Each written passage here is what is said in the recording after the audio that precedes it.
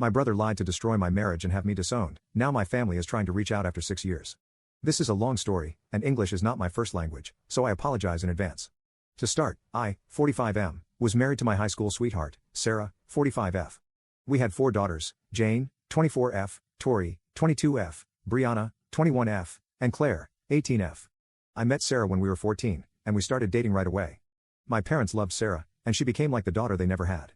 I remember my father sitting me down and giving me advice like, make sure you both have good communication with each other, think hard before you make any big decisions, that type of stuff. Sarah and I were dating for 7 years at the time when we found out she was pregnant with Jane. We were both over the moon, got married soon after, and went on to have our beautiful family.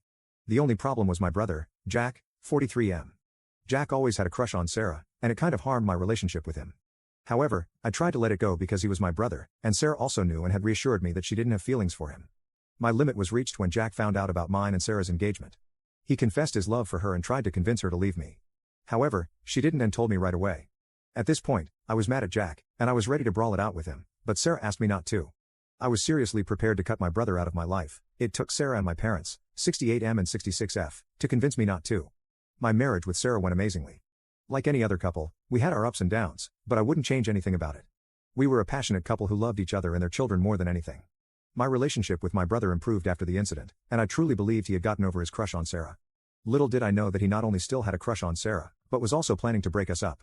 One day, more than 6 years ago, I arrived home after a week away due to work and found my family waiting for me in the living room. Sarah and my daughters were crying, and when they saw me, they started to scream at me. Sarah said something like, "After all this time, how could you do this to us?" When I asked what she meant, she said I cheated on her. I was surprised she accused me of cheating. In the 25 years we had been together, I had never cheated on her. I asked what made her believe I cheated on her, and she showed me some pictures and texts that supposedly proved I had cheated on her with a colleague. I asked where she got this proof, and my brother jumped in, saying that this coworker, who was also friends with him, had confessed to him and sent him the proof. They called his coworker and confirmed everything was true. I started crying and begged Sarah to believe me. I told her that this was Jack's doing. She slapped me in the face and kicked me out. Before I left, Jane and Tori called me all kinds of names. The one that pained me the most was, "You are a disgrace to our family." For a long time, I tried to make Sarah and the girls see reason and understand that I would never cheat, but sadly, it was all in vain. My parents disowned me, and my dad said if I were a man, I would make the divorce easy. Before the end of the year, Sarah and I were already divorced, and my daughters didn't want to see me. In the beginning of 2017, Sarah and Jack got married. My daughters sent me a message saying that they hated me and didn't want anything to do with me, and that they had a new father figure in their lives. It was hard, but with a lot of therapy, I learned to move on. I always held on to hope that my family would find the truth, but I learned to live with the possibility they never would. 5 years went by without any contact with anyone from my family until a few days ago. I received a call from an unknown number. When I picked up, I said, "Hello? Who is this?" And I heard sobs from the other side. It was my mom. She said they were sorry and wanted to meet me. I asked why, and my mom said my family had found the truth about everything, but this was a matter to be discussed personally.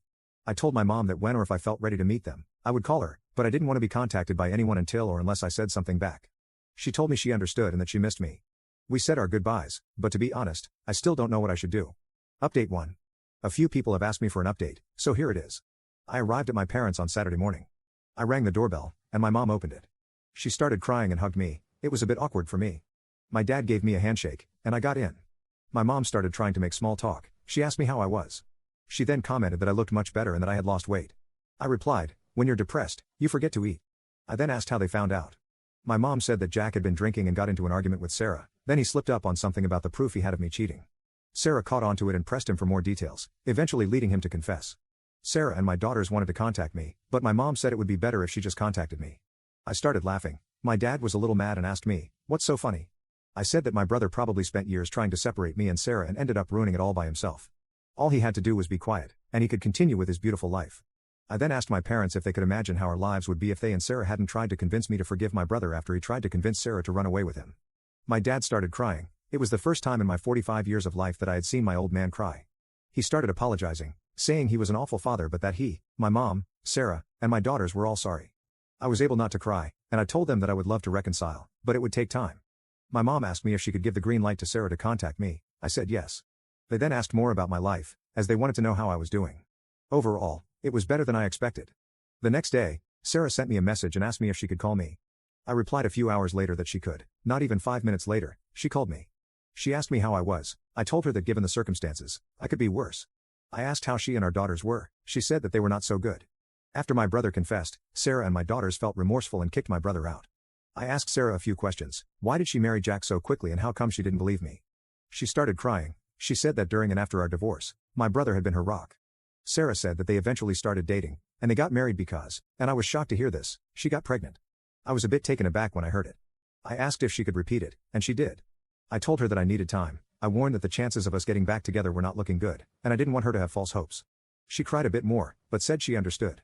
She ended the conversation with an "I love you, I just said goodbye." Update 2. My mom was the bridge of communication between me and my daughters. I messaged her that I wanted to meet my daughters in a public place, and she recommended a park, and we met yesterday. When I got there, my daughters had already arrived. I only had a few seconds to process seeing them for the first time in more than half a decade because Jane, my 24-year-old, jumped on me. She was crying and kept saying she was sorry and asked me not to hate them. We stayed hugging for a few minutes. It seemed like she didn't want to let me go. It took Claire, my 18-year-old, to take Jane off me. Tori, my 22-year-old, asked me how I was. I looked at her for a few seconds. I was still surprised to see how much she had grown in the last years, but I also kind of saw the last 6 years flashing through my eyes. For a while after the divorce, I just looked at pictures of me, Sarah, and the girls together, remembering the good old days, and started wondering if living was still worth it. After a few seconds, I told Tori I had gotten a cat. I said that he was a great cat and my best friend, and if it weren't for him, I wouldn't be here speaking to her. As soon as I said this, all my daughters started crying. I was looking at them, crying on the inside but somehow still able to maintain my composure. They all said they were sorry for not believing me and begged me to forgive them. I told them I still loved them more than anything, but it would take time for me to truly forgive them, and they would have to show me by their actions, and not their words, how sorry they were. I noticed Jane was wearing a ring. I asked her about it. She told me she had gotten married to her longtime boyfriend 2 years ago. At this point, I was about to burst into tears knowing I had missed my daughter's wedding. I just asked if he walked down the aisle, and she quietly said yes. I just couldn't do it anymore and started crying my heart out. That monster stole everything I held dear and robbed me of one of the moments I was longing for the most, walking my daughter down the aisle. I was ugly crying, and I could tell Jane was sad as well. I told her that I would get over it and not to worry about it. She just hugged me again silently. We stayed like that for what seemed like a long time. After we broke off the hug, Jane said she was sorry once again.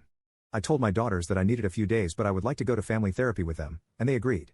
Me and my daughters were catching up about each other's lives, and it felt good to have a normal conversation with them.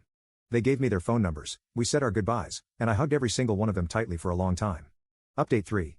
I would like to start by thanking everyone for their support. A user has been messaging me, and his input on my situation has been very helpful. I explained to him that Jack was always praised by our parents due to his grades and was somewhat always competitive. This user believed that my brother could be a narcissist and saw Sarah and my daughters as trophies. My daughters and I attended therapy last Saturday. I got in first and explained to the therapist my concerns about Jack being a narcissist. She told me my concerns could be right, but it was not certain. My therapy session was a bit emotional but good. I started by explaining how I felt during all this time, how many nights I cried missing Sarah and the girls, how I had nightmares, and how hard it was all for me. My daughters did talk, but it was not easy to understand their words. They were crying the entire time, and it got worse as time went by, to the point I had to calm them down and reassure them that I was not mad at them. The session ended, and we will attend our second session next Friday. Although I still don't know what will happen, I am hopeful I can rebuild my relationship with my girls. Also, I had dinner with my daughters on Tuesday. It went well, and they had the chance to meet my cat, and they brought a copy of pictures of us. It was a nice gift.